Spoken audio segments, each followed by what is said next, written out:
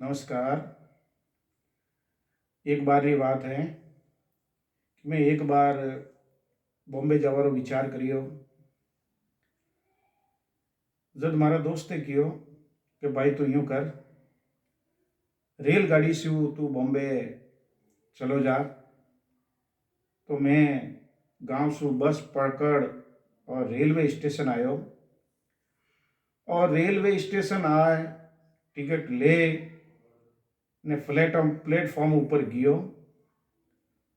तो बठारो दृश्य देखे ने मने प्रदीप चौबे जी री हास्य कविता री कुछ पंक्तियों याद आएगी कि बठारो दृश्य यूं थो कि भारतीय रेल की जनरल बोगी पता नहीं आपने भोगी कि नहीं भोगी, लेकिन मैंने भोगी। एक बार हम भी कर रहे थे यात्रा, प्लेटफॉर्म पर देखकर सवारियों की मात्रा हमारे पसीने छूटने लगे। प्लेटफॉर्म पर देखकर सवारियों की मात्रा हमारे पसीने छूटने लगे। तभी एक कुल्ली दौड़ा आया, बोला अंदर जाओगे। तभी एक कुल्ली दौड़ा आया, बोला अंदर जाओगे। हमने कहा तुम पहुंचाओगे। वो बोला बड़े बड़े पार्सल पहुंचाए हैं, आपको भी पहुंचा दूंगा। वो जोर से बोला बड़े बड़े पार्सल पहुंचाए हैं, आपको भी पहुंचा दूंगा, पर रुपए पूरे 50 लूंगा। हमने कहा 50 रुपया। वो बोला हाँ भैया, 2 रुपया बाकी सामान के भी। हमने कहा सामान नहीं, हम तो अकेले हैं। कुली बोला आप किस सामान से कम हैं?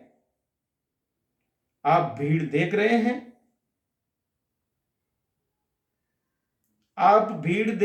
हैं, आपको कंधे पर उठाना पड़ेगा और धक्का देकर आपको अंदर पहुंचाना पड़ेगा।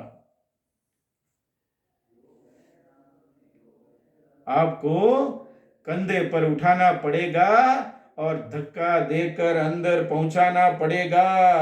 मंजूर हो तो बताओ। हमने कहा देखा जाएगा, तुम उठाओ। कूली ने बजरंगबली का नारा लगाया, जय बजरंगबली। पूरी ताकत लगाकर हमें जैसे ही उठाया कि खुद बैठ गया। कुली ने बजरंगबली का नारा लगाया, जैसे ही हमें उठाया कि वो खुद ही बैठ गया। दूसरी बार उसने कोशिश की तो वो खुद ही लेट गया। हाथ जोड़कर बोला बाबूजी आपको तो भगवान ही उठा सकते हैं, हम क्या खाक उठाएंगे। वो बोला बाबूजी आपको भगवान ही उठा सकते हैं, हम क्या खाक उठाएंगे। आपको उठाते उठाते तो हम इस दुनिया से ही उठ जाएंगे। तभी गाड़ी ने सिट्टी दे दी। हम बैग उठाकर भागे। तभी गाड़ी ने सिट्टी दे दी, हम बैग उठाकर भागे। बड़ी मुश्किल से डिब्बे के अंदर घुस पाए। डिब्बे के अंदर का दृश्य बड़ा घमासान था। पूरा डिब्बा हल्दी घाटी का मैदान था। लोग लेटे थे, बैठे थे, खड़े थे, जिनको कोई जगह नहीं मिली वो बर्थ के नीचे पड़े थे। लोग लेटे थे, बैठे थे, खड़े थे, जिनको कहीं जगह नहीं मिली वो बर्थ के नीचे पड़े थे। मैंने गंजे यात्री से कहा, मैंने एक गंजे यात्री से कहा, भाई साहब थोड़ी सी जगह हमारे लिए भी बनाइए। अरे भाई साहब थोड़ी जगह हमारे लिए भी बनाइए। वो चिल्ला कर बोला, आइए मेरी खोपड़ी पर बैठ जाइए, आप ही के लिए साफ की है, केवल 2 रुपए दे देना। फिसल जाओ तो हमसे मत कहना। वो चिल्ला कर बोला, आइए मेरी खोपड़ी पर बैठ जाइए, केवल 2 रुपए देना, फिसल जाओ तो हमसे मत कहना। तभी एक भरा हुआ बोरा खिड़की के रास्ते सड़ा। तभी एक भरा हुआ बोरा खिड़की के रास्ते सड़ा, आगे बढ़ा और गंजे की खोपड़ी पर गिर पड़ा। गंजा चिल्लाया, किसका बोरा है? गंजा जोर से चिल्लाया, किसका बोरा है? बोरा फौरन खड़ा हुआ, उसमें से एक लड़का निकला। बोरा फौरन खड़ा हुआ और उसमें से एक लड़का निकला और बोला, अंकल जी अकेला बोरा नहीं है, बोरे के अंदर एक 12 साल का छोरा भी है। और बोरे में से छोरा निकला और बोला कि अंदर अंकल जी अकेला बोरा नहीं है, बोरे में एक 12 साल का छोरा भी है, अंदर आने का बस एक यही तरीका है और ये हमने अपने माँ बाप से सीखा है।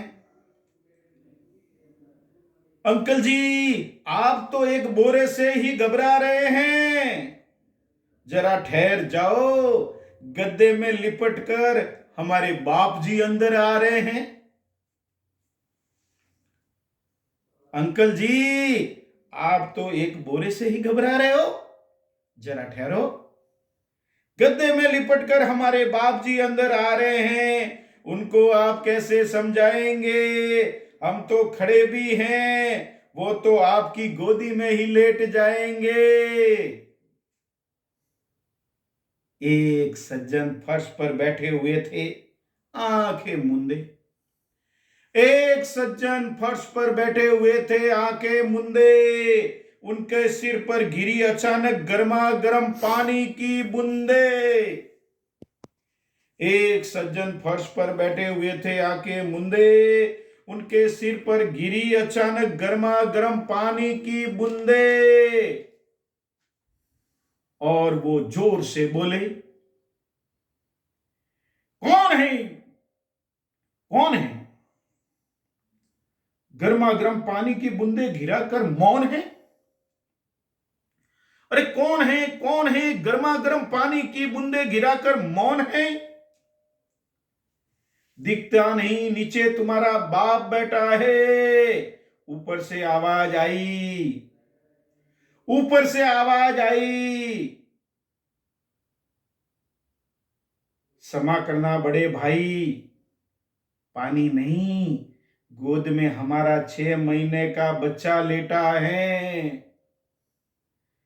कृपया माफ कर दीजिए और आप अपना मुंह भी नीचे कर दीजिए, वरना बच्चे का क्या भरोसा है। ऊपर से आवाज आई,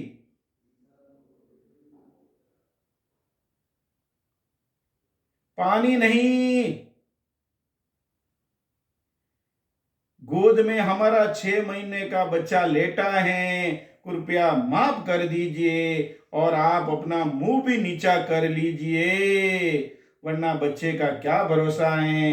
तभी डिब्बे में हल्का सा उजाला हुआ, किसी ने जुमला उछाला, ये किसने बीड़ी जलाई है?